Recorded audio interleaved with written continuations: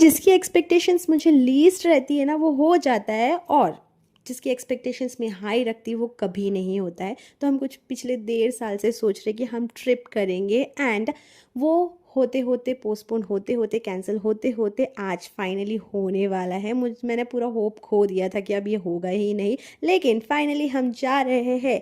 और मेरा फेस देख के तो आपको पता चल ही रहा होगा कि मैंने अपने फेस पे कोई लिपाई पुताई नहीं की है, क्योंकि 5 बजे से उठी हूँ मैं, और 1 मिनट का भी टाइम नहीं मुझे रेडी होने का मिला है। लेकिन मेरी बेटी इन सब में सबसे फास्ट है। देखो, घर पे भी वो रेडी हुई है और कार में भी ये रेडी हो रही है। उसे देखते देखते मैं भी कुछ रेडी हो गई, हम सब लोग रेडी हो गए, और फाइनली हम हमारे फर्स्ट डेस्टिनेशन पे पहुंच गए। तो फर्स्टली हम जा रहे हैं डोंगरगढ़। यहाँ से हमने फूल वूल लिए, और इसकी खूबसूरती तो मैं क्या बताऊँ यार।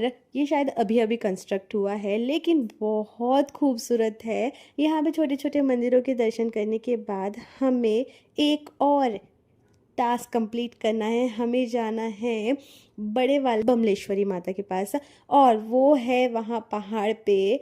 और उस पहाड़ पे जाने के लिए हमें रोपवे का सहारा लेना पड़ेगा।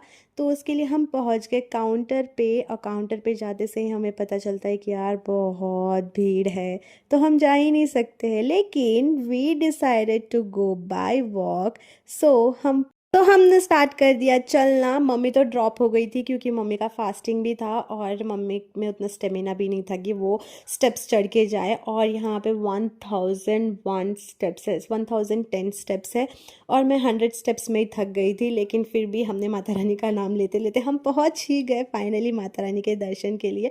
और हमारा चलना वर्थ इट रहा, क्योंकि यहाँ पे जाने के बाद जो शांति मिली है ना, जो सुकून मिला है ना, सब वर्थ इट रहा।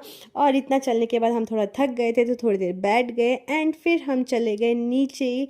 जाते जाते हमने, मतलब ऊपर चढ़ते चढ़ते हमने कोई क्लिप्स नहीं लिए थे, तो फिर हमने जाते जाते में कुछ क्लिप्स भी ले लिए थे। That's it for the vlog. अगले व्लॉग के लिए कहाँ जा रहे हैं ये गेस करके ज़रूर बताना। मुझे कोई इंस्टाग्राम पे फॉलो करता होगा तो उसे पता ही होगा ना।